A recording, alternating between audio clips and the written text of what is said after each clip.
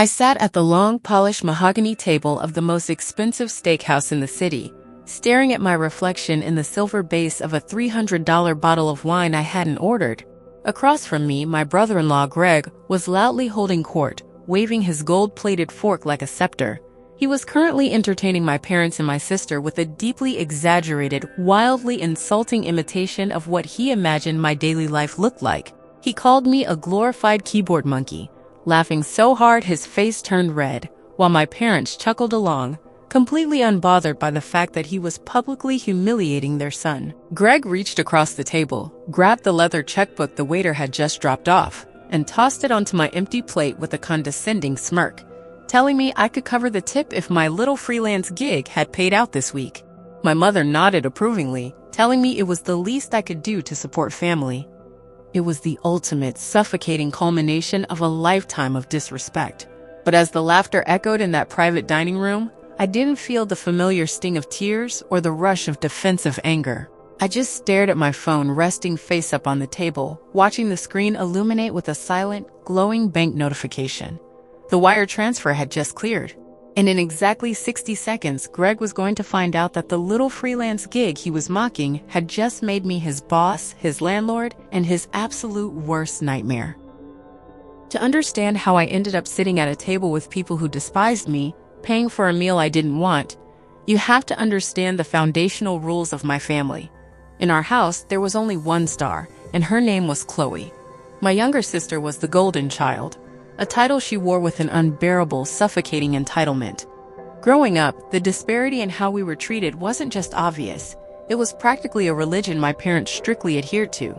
If Chloe wanted to take expensive horseback riding lessons, my parents eagerly took out a second mortgage to buy her a purebred mare, while I was told I had to get a paper route if I wanted to buy a $10 graphic calculator for my advanced math classes. When Chloe totaled her brand new car 3 weeks after getting her license, my parents wept, hugged her, and bought her a safer, more expensive SUV. When I graduated at the top of my high school class and secured a partial scholarship to a state university, my father shook my hand stiffly and told me I was finally pulling my own weight. Chloe was delicate, beautiful, and meant to be shown off. I was the sturdy, unremarkable workhorse, expected to stay in the background, ask for nothing, and applaud on cue. That dynamic only mutated into something worse when we reached adulthood. Chloe never quite figured out how to hold down a job, floating from one multi-level marketing scheme to another, entirely funded by my parents.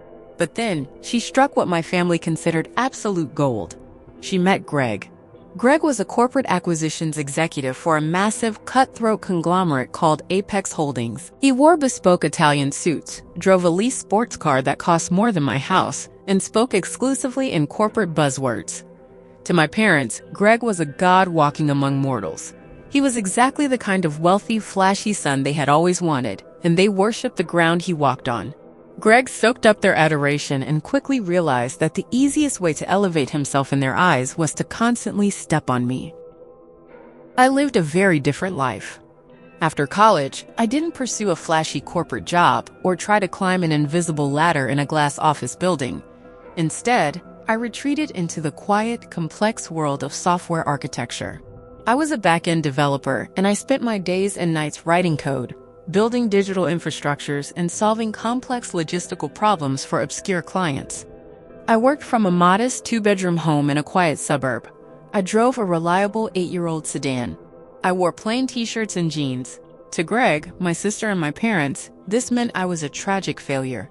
Because they couldn't see a corner office, and because I never talked about my finances, they assumed I was barely scraping by, living paycheck to paycheck, coding websites for local bakeries. They didn't know that for the last 4 years, I had been obsessively building a proprietary AI-driven supply chain management software.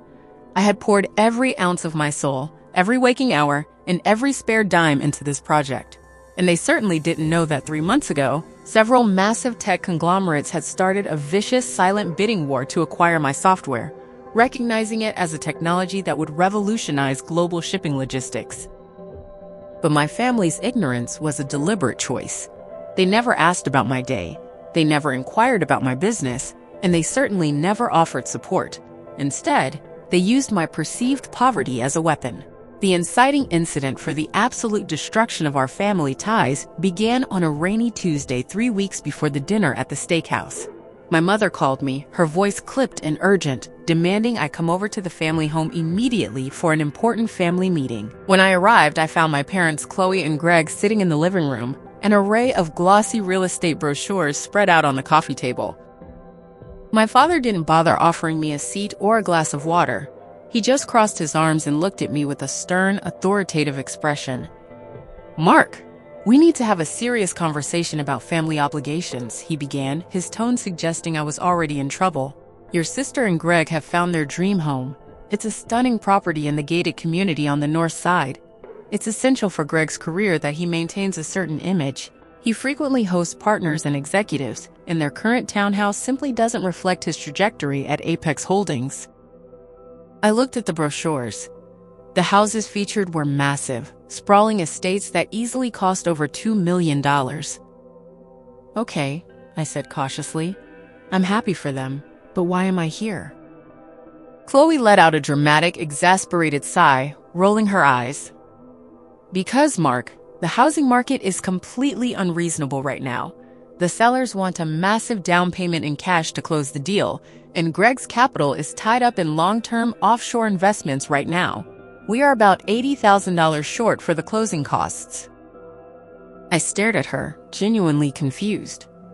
"I still don't understand what this has to do with me." Greg leaned forward, resting his elbows on his knees, flashing me a brilliant predatory smile. "We know you don't have that kind of liquid cash lying around, Mark, but we also know you have equity. You own that little house of yours outright, thanks to that inheritance Grandma left you instead of splitting it evenly like she should have. Your parents and I have discussed it. We want you to take out a home equity loan against your property and give us the $80,000. I'll draft a personal promissory note. I'll pay you back eventually when my bonuses clear next year." The sheer audacity of the demand felt like a physical blow to the chest. They wanted me to leverage my only physical asset, the home I lived in, the only security I had in the world, to fund a vanity purchase for a man who drove a $100,000 car. "You want me to put a lien on my home so you can buy a mansion?" I asked, my voice dangerously quiet. "Don't be dramatic, Mark," my mother snapped, glaring at me as if I had just insulted her. "It is an investment in your family. Greg is the one bringing real prestige to this family. He works incredibly hard. You sit at home all day in your pajamas tapping on a keyboard. You have no dependents, no real career trajectory, and no expenses. It is incredibly selfish of you to hoard your resources when your sister needs you. You owe it to us." "I owe you nothing," I said, my voice rising. I looked directly at my father.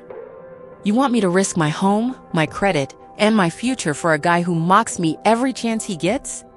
If Greg's investments are so stellar, he can liquidate them and take the penalty. I'm not taking out a loan for you." Greg's smile vanished, replaced by an ugly, contemptuous sneer. "Listen to me, you little basement dweller. You're playing with the big boys now. I'm offering you a chance to actually be useful for once in your pathetic life. Apex Holdings is closing a massive merger this month. When that happens, my division is going to skyrocket. I am good for the money. If you don't do this, you are deliberately sabotaging your sister's happiness." "Then she'll have to be unhappy," I replied coldly. I stood up, turned my back on them, and walked toward the door. My father's voice boomed through the hallway. "If you walk out that door, Mark, do not expect us to ever treat you as a member of this family again. You will be cut off completely. You are a bitter, jealous disappointment." I didn't stop walking. I got into my car, my hands shaking with a mixture of rage and profound heartbreak, and drove home. Over the next 3 weeks, the campaign of terror began. My phone became a toxic wasteland of abusive text messages. My mother accused me of trying to destroy Chloe's marriage. My father left voicemails calling me a financial failure who was too stupid to understand high-level real estate investments. Greg even went out of his way to email me from his corporate account, sending me links to low-income housing, telling me I should get used to the aesthetic. I didn't reply to a single one. I muted their numbers. I channeled every ounce of my frustration, my anger, and my lifelong sense of alienation into the final stages of my software acquisition. My lawyers were working around the clock, The bidding war had come down to two tech giants, and then a surprise dark horse entered the race: Apex Holdings. They wanted my software to streamline their global shipping acquisitions. The irony was so thick you could choke on it. Greg's employer, the very company he used to justify his superiority, was desperately trying to buy my code. I instructed my legal team to push Apex for absolute maximum value. We negotiated a massive 8-figure buyout entirely in cash, plus a 30% retention of the intellectual property rights, making me an independent consultant for the board of directors. I signed the final, heavily non-disclosed paperwork on a Friday afternoon. The wire transfer was scheduled to clear on Saturday evening, which brought me to Saturday night. I hadn't planned on seeing my family. I wanted to celebrate alone, but my mother had shown up at my front door on Saturday morning, crying hysterically, begging for forgiveness. She claimed my father was having health issues from the stress of our fight, that Chloe was a wreck, and that they just wanted to have a peaceful, healing family dinner at the steakhouse to put everything behind us. She promised, looking me dead in the eye, that no one would mention money. Against every single one of my survival instincts, the tiny broken part of me that still desperately wanted a mother's love believed her. I put on my suit and went to the restaurant. It was a trap. The moment I walked into the private dining room and saw the smug, predatory look on Greg's face, I knew I had made a massive mistake. My father didn't look sick. He looked furious. Chloe wouldn't even make eye contact with me. As soon as the waiter cleared our appetizers, my father reached into his leather briefcase and pulled out a thick stack of legal documents, slamming them onto the table right in front of me. "What is this?" I asked, staring at the papers. "It's a transfer of deed," Greg said smoothly, swirling his wineglass. "Since you were too cowardly to take out the loan, your parents and I came up with a better solution. Your parents are going to co-sign the mortgage for our new house. In exchange, you are going to sign the deed of your house over to a trust controlled by your father as collateral against their risk. We've already had a notary look it over. All you have to do is sign on the dotted line." I felt the blood drain from my face. It was the most staggering, incomprehensible betrayal I had ever experienced. My own parents had lured me here under the guise of an emotional reconciliation, just to ambush me with legal documents to steal my home and hand it to my sister's arrogant husband. "You promised," I whispered, looking at my mother. "You stood on my porch crying, and you promised this wasn't about money." My mother adjusted her diamond necklace, looking entirely unbothered. "I did what I had to do to get you here, Mark. You are being completely unreasonable, and we have to protect the family's best interests. Greg's career is the priority.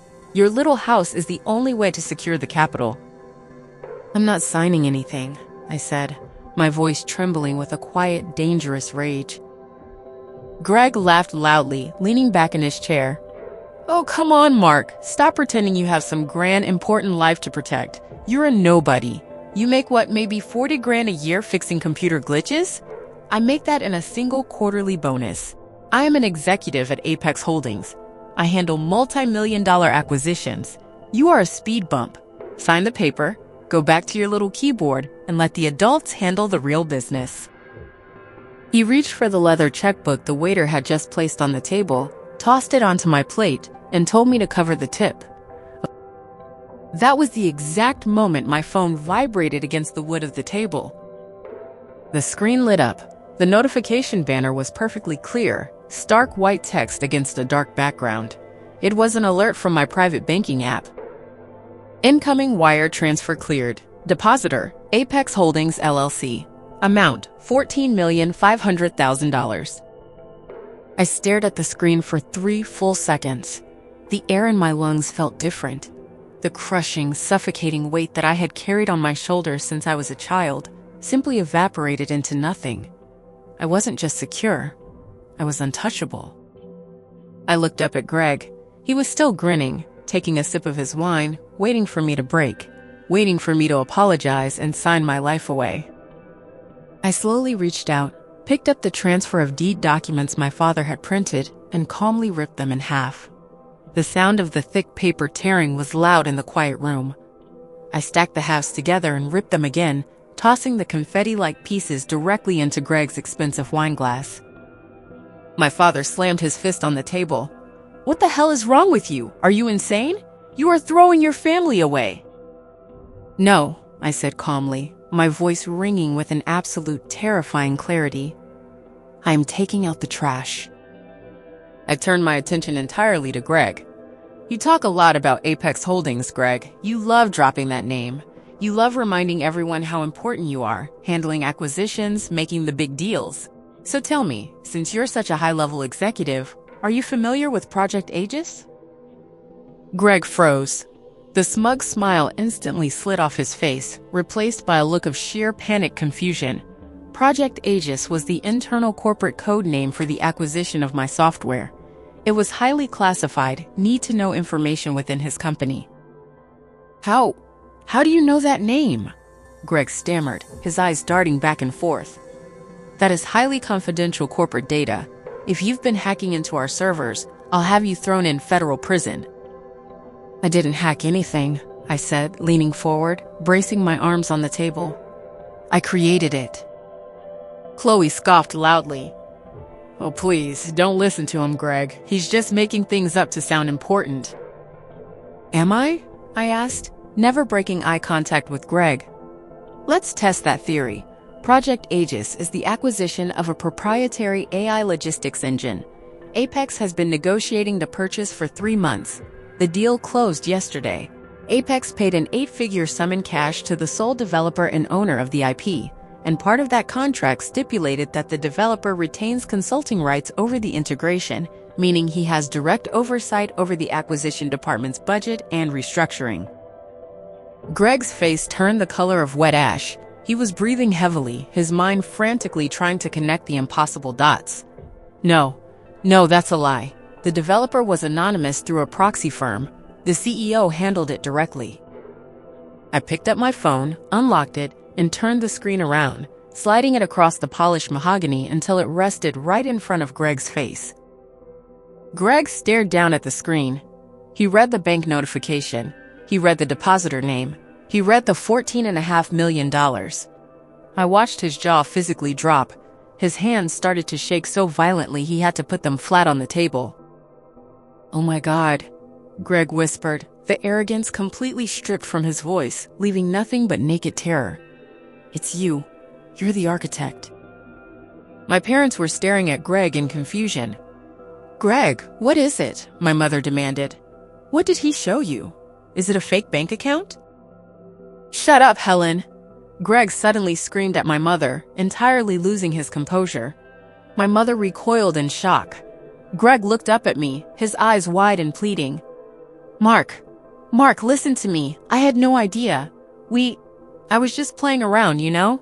Just guys busting chops. We're family. You have to understand, my department is the one integrating Aegis. My entire performance review, my job, my stock options, they all depend on a smooth transition." "I know," I said softly, enjoying every single second of his absolute breakdown. "I requested the employee manifest for the integration team this morning. And you want to know what I found out, Greg?" Greg swallowed hard, visibly trembling. "I found out that your department is vastly over budget," I continued, speaking clearly so my parents and sister could hear every word.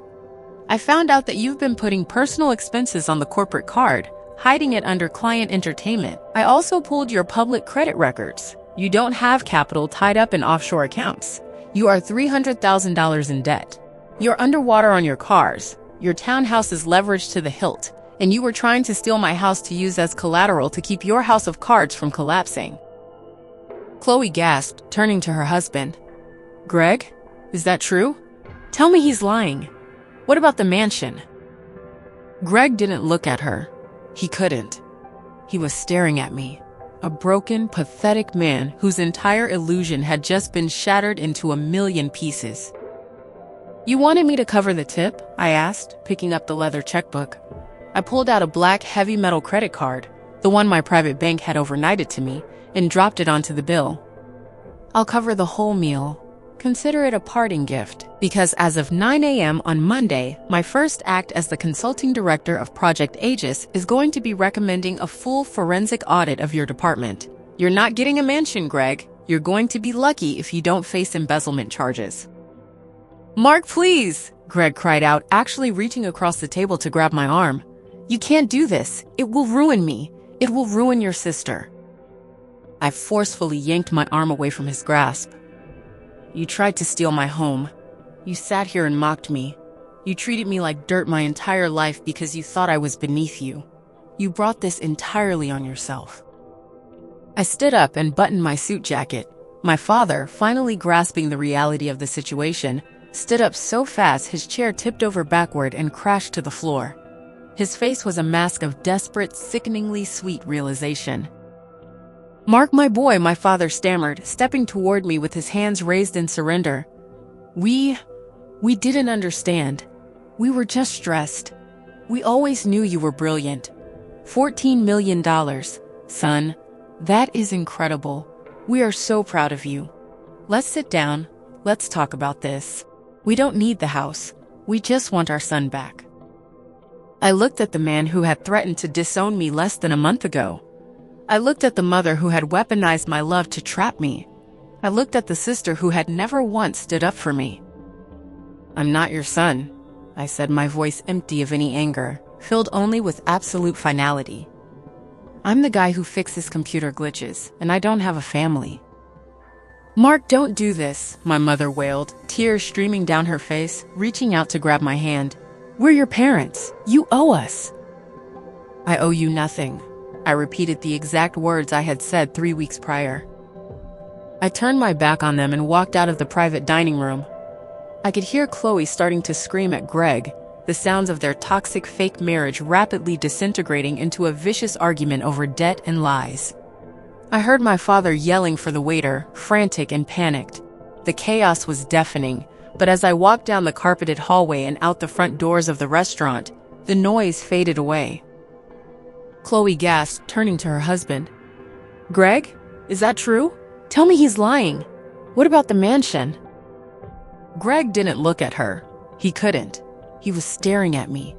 A broken, pathetic man whose entire illusion had just been shattered into a million pieces.